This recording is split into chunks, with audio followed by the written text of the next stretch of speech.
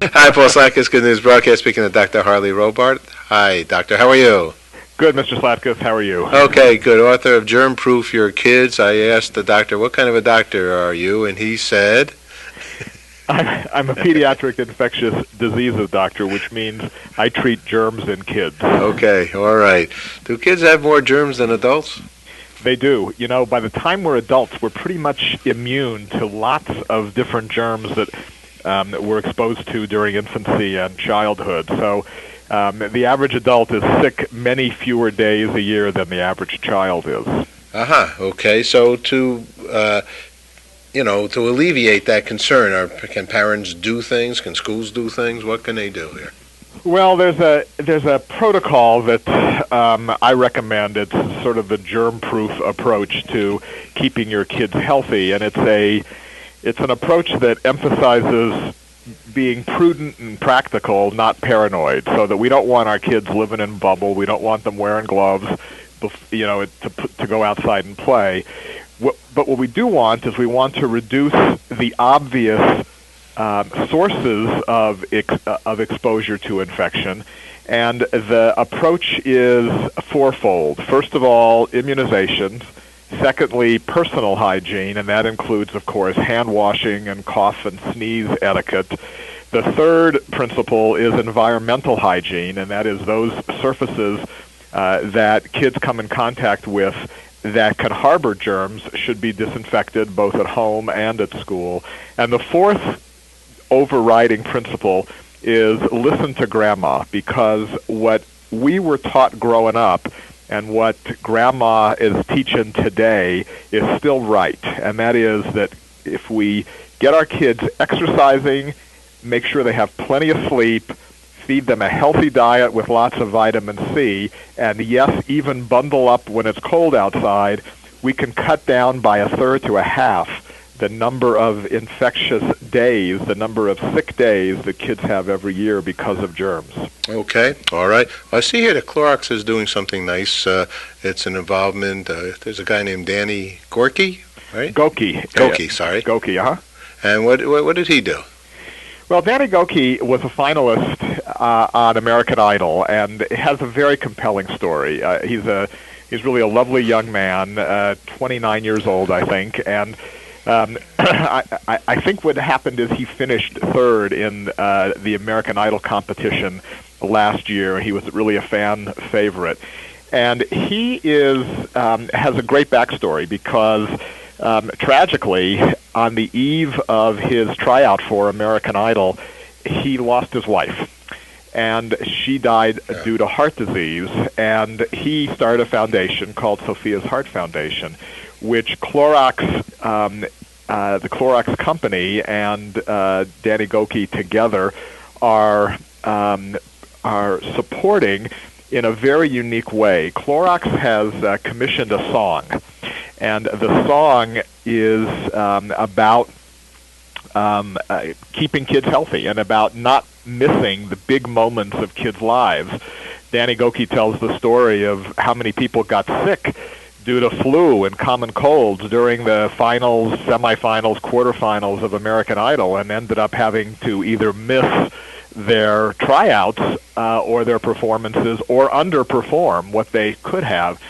And so the I Don't Want to Miss song, that campaign is one where kids in schools all over the country are encouraged to go to the Clorox Facebook page, so it's www.facebook/Clorox, and find out contest rules for designing their own song, producing a video using this song, a unique video, and it can be chorus in the schools, it can be a glee club, it can be a choir, or it can just be a bunch of friends who are hanging out and jamming, and they sing this song on a video and submit it to Clorox. And for every submission to Clorox, the company makes a donation to Danny Gokey's wife's foundation.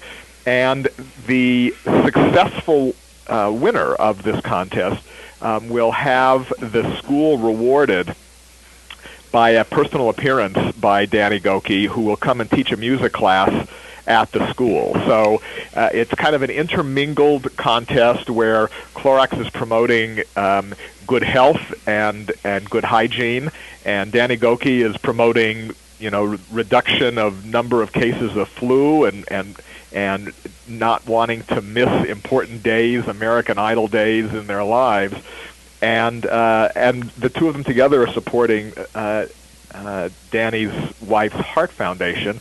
And my job in all of this, since I don't sing and I don't produce videos, is to try and inform the public about steps that they can take to keep their kids healthier. Okay, sounds beautiful. It's facebook.com. It says /Clorox, so you can all go there. Let me ask one other flu-y type of question, okay? Because now we're already in mid-February, and there was, early on a lot of concern about swine flu and so on, and what shots to get, what to do.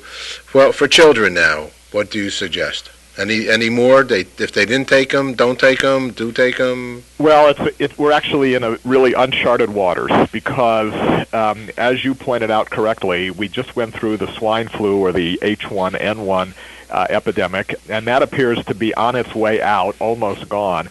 What we have not yet seen is the seasonal flu that we're used to seeing every year this time and even earlier, and what we don't know is whether that seasonal flu, the regular old every year flu, has been pushed aside by swine flu, and whether we're going to see a later outbreak of the regular seasonal flu.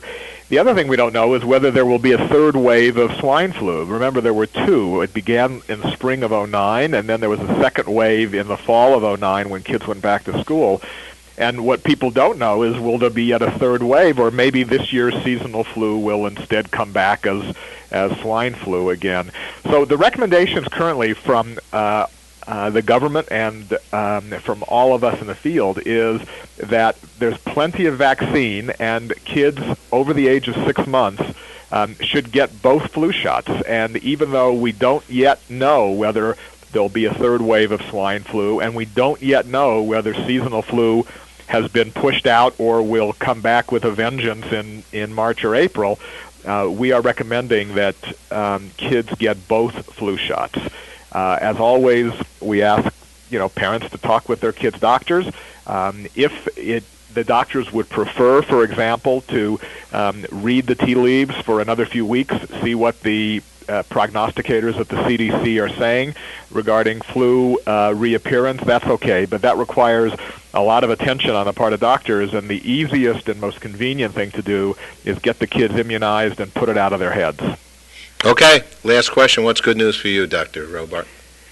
Good news is that what goes around comes around, and that all the good things that we learned growing up and that we're trying to teach our kids, now science is finally catching up and proven that we were given good advice from the beginning. So good news is good advice, and good advice now turns into good science for the health of kids.